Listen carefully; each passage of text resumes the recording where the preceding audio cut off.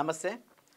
మేము ఇవాళ మన తీన్మార్ మల్లన్న గారు గౌరవనీయులైన ఎమ్మెల్సీ గారి దగ్గరికి రావడం జరిగింది. మేము వచ్చినది గోషామైల్ ప్రాంతం నుంచి వచ్చినాము. గోషామైల్లో ఏదైతే ఉస్మానియా హాస్పిటల్ ఇక్కడ గోషామైల్ గ్రౌండ్కి షిఫ్ట్ అవుతుంది. అదొక పోలీస్ గ్రౌండ్. అలా దగ్గర దగ్గర 4000 పైన పెద్ద చెట్లు చిన్నవి అన్నీ కలిపి చెట్లు ఉంటాయి అన్నమాట. ప్రకృతికి చాలా మనకి అందుబాటులో ఉండే బస్సి అన్నమాట. వాకర్స్ సీనియర్ సిటిజన్స్ ఆ గ్రౌండ్ని ఉపయోగం చేస్తుండే. కానీ ఇప్పుడు ఈ ఉస్మానియా హాస్పిటల్లో ఉన్న ప్రాంతంలో కట్టుకోకుండా ఈ రెసిడెన్షియల్ 3 దిక్కులు మొత్తం రెసిడెన్షియల్ ఏరియా ఉంటుంది. అంటే ఒక పెద్ద చోటేమో హోల్సేల్ మార్కెట్, బేగం బజార్ పెద్ద తెలంగాణ హోల్సేల్ మార్కెట్ ఉంటుంది. 3 దిక్కులేమో రెసిడెన్షియల్ ఏరియా ఉంది. అలాగే ఒకటి ఆ గ్రౌండ్కి ఆనుకొని బాలయ్య బాడ అని ఉంది. ఆ బాడల దగ్గర దగ్గర 30 కుటుంబాలు ఉంటాయి. వాళ్ళది రోడ్డు మేము ఇక్కడికి తీస్తామని, మిగతాది ఏదైతే మిలుగుతుందో అది మేము గవర్నమెంట్ ఈ గ్రౌండ్ గురించి అక్వైర్ చేయడం జరుగుతుంది. అట్లా 30 ఇల్లులు అయితే సీదా రోడ్డు పైన వచ్చేస్తున్నారు. అలాగే వెనుక దిక్కు కూడా చందన్వాడి, ఆర్యకటక సూర్యవంశం అని పెద్ద సమాజం ఉంది, కుర్మ సమాజం ఉంది. ఇలా బీసీలు చాలామంది అక్కడి దిక్కు నివసిస్తున్నారు. వాళ్ళ రోడ్ కట్టింగ్స్ రోడ్ వెడల్పు చేస్తామని దానివల్ల కూడా అక్కడ చాలామంది ఇబ్బందులకు గురవుతుర్రు. మేము ప్రకృతిని కాపాడుకోవాలన్న ఉద్దేశం ఒకటి ఉండే.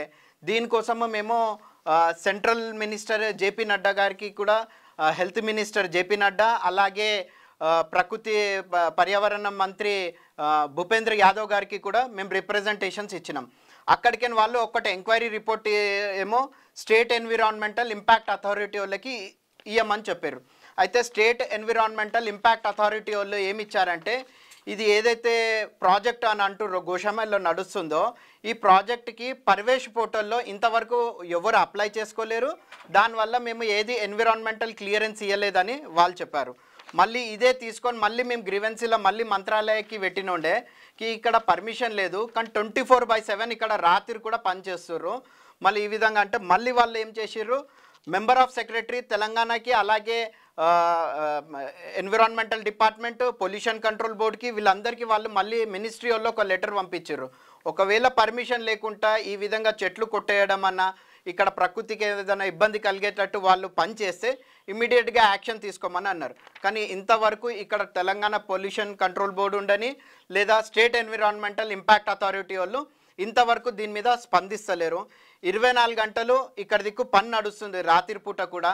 ఇంత పెద్ద గ్రౌండ్లో మనకి స్పోర్ట్స్ యాక్టివిటీ ఉంటుండే. పోలీస్ గ్రౌండ్లో ఇంత పెద్ద గ్రౌండ్ వేరేది ఎక్కడ మనకి సిటీలో దొరకదు. 400 మీటర్స్ ట్రాక్ ఉంటుంది అథ్లెట్స్కి, అది కేవలం గచ్చిబౌలి ఇక్కడికి మాత్రమే ఉంది.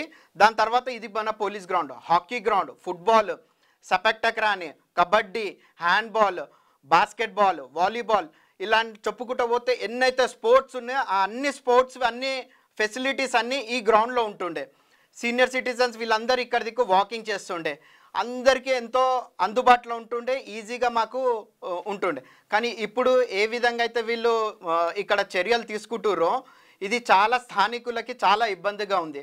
మేము మన తీన్మార్ మల్లన్న ఏదైతే ప్రజల గొంతు చూస్తూ వాళ్ళ పక్షాన మాట్లాడి వాళ్ళ గురించి పోరాడతారని ఆశతోని ఇవాళ మేము ఆఫీస్కి రావడం జరిగింది. అన్నకి రిప్రజెంటేషన్ కూడా ఇచ్చినాము. మేము అన్నతో కోరేది ఏంటంటే, అన్న మీరు ఒకసారి సైట్ విజిట్ చేయండి, ఇక్కడ మీకు వీళ్ళు ఎంతమంది పర్మిషన్స్తో చేస్తుర్రా లేకుంటే పర్మిషన్ లేకుండా చేస్తుర్రా, మీరు మా ప్రజల పక్షాన మా గొంతు కావాలని కోరుతున్నాం అన్న. నమస్తే.